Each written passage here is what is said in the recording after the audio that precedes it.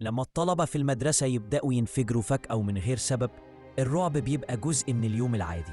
وسط الدم والفوضى، مارا بتحاول تلاقي حب حقيقي قبل ما تكون هي الضحية الجاية.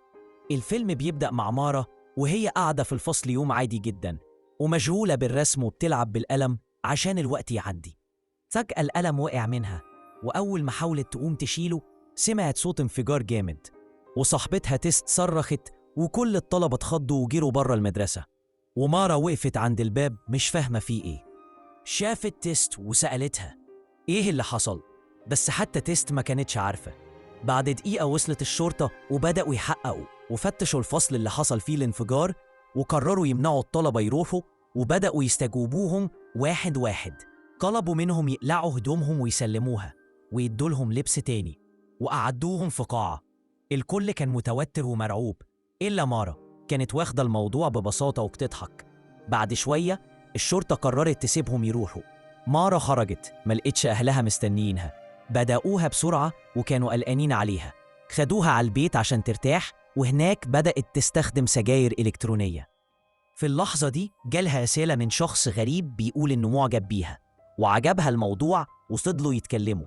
في وسط الكلام اكتشفت إن جنازة صاحبتهم اللي انفجرت قربت تتعمل. مارا وتيست راحوا لتوأم أصحابهم اللي كانوا بيبيعوا مخدرات، ومارا طلبت نوع جديد وتيست ما كانتش مبسوطة بالفكرة. بعد ما خدوا المخدرات راحوا قعدوا في كافيه هما متعودين عليه، ومارا خلطت المخدرات في العصير. في اللحظة دي دخل عليهم ديلان، وهو طلع الشخص اللي كان بيبعت لمارا الرسايل، وقال لها إنه بيحبها. ومارا فرحت، بس كانت تحت تأثير المخدرات وتقريباً فقدت وعيها. ديلان أخدها الحمام وهي بدأت تهلوس جامد وطلب منها تخرج. بعد كده مارا كانت قاعدة مع تيست في أوضتها بيتكلموا عن إنهم نفسهم يعيشوا سوا في بيت صغير جنب البحر. مارا قالت إنها قررت تبطل مخدرات، وبدأت تحكي لها عن ديلان وقد إيه مبسوطة إنه دخل حياتها. عدت الأيام وكان قرب يوم الاحتفال بتاع المدرسة، ومارا شافت دولاب البنت اللي انفجرت وكانوا حاطين عليه صورها وورد. وفي اللحظة دي بان ديلان وكان لابس لبس تنكري عجبهم كلهم. في المكتبة مارا سألت ديلان ليه اخترتني أنا؟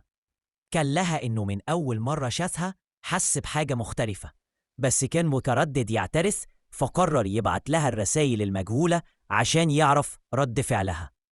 وقتها قالها كمان إنه عرف من الشرطة إن اللي حصل لصاحبتهم ممكن يتكرر، فقرر يدور عليها ويقول لها الحقيقة.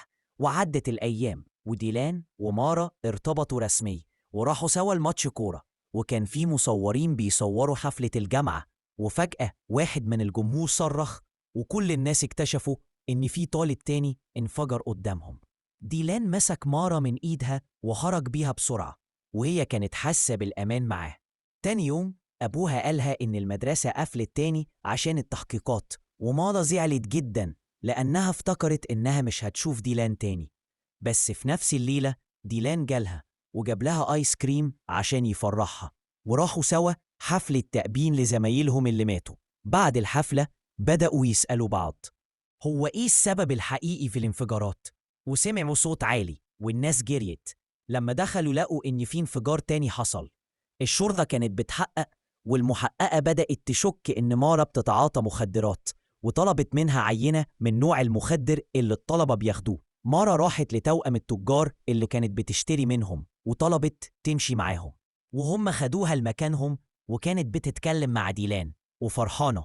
وفجأة الشرطة لحقتهم، لكن اللي كان سايق العربية اتصدم واتخض وقرر يهرب، وساب مارا تسوق مكانه، لكن العربية اتقلبت. ديلان وصل بعد شوية وكان بيدور عليها، ولما دخل العربية ملقاش جثتها، بس شاف آثار دم وفهم إنها لسه عايشة. مارا كانت بتغسل إيديها من الدم ومتوترة، وفجأة طلع شخص لابس لبس غريب زي دكتور، وديلان خاف وظهر ناس كتير بدأوا ياخدوهم. مارا صحيت لقت نفسها في معسكر طبي ومتوصلة بأجهزة، جنبها ديلان وكانوا بيضحكوا. قال لها إن كل الفصل موجود هنا، وإنهم تحت الحجر الصحي وبيعملوا عليهم تجارب عشان يعرفوا سبب الانفجارات. الطلبة زهقوا وأهاليهم بره خايفين عليهم.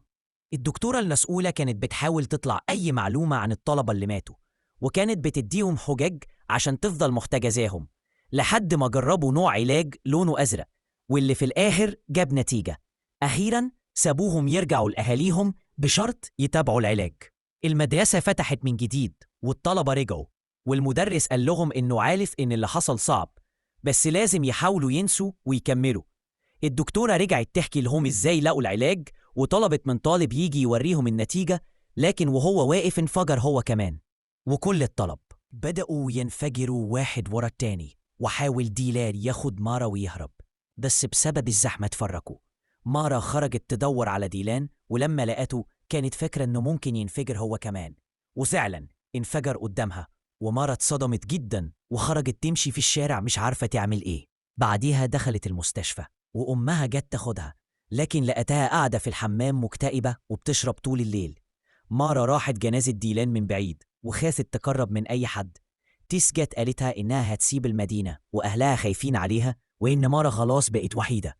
ومارا حست إنها هي اللعنة، وكل اللي بيقرب منها بيموت. في حفلة التخرج طلعت مارا وهي سكرانة واعتذرت لكل الطلبة، وقالت لهم إنها السبب وإنها اللعنة. وبعدها راحت لقبر ديلان واعترفت له إنها كانت بتحبه. بعد فترة أمها شافتها منهارة ووقفتها قدام نفسها وقالت لها لازم تنسى اللي فات وتبدأ حياة جديدة. مارا سمعت كلامها وقعدت مع أهلها وقررت تسافر مدينة جديدة وتكمل دراستها، وكبرت.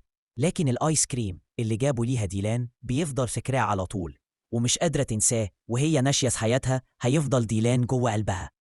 العبرة من فيلم الحياة مش دايما بتديك تحذير قبل ما تنقلب فجأة، وكل لحظة ممكن تبقى الأخيرة. عشان كده استمتع باللي عندك، حب بصدق، وعيش كل يوم كأنه آخر يوم، لأنك عمرك ما هتعرف إمتى هتنفجر. لو مستني حاجة تكسر الدنيا، ما تنساش تشترك في قناة مامو أفلام. هنا كل الجديد بأسلوب غير عادي.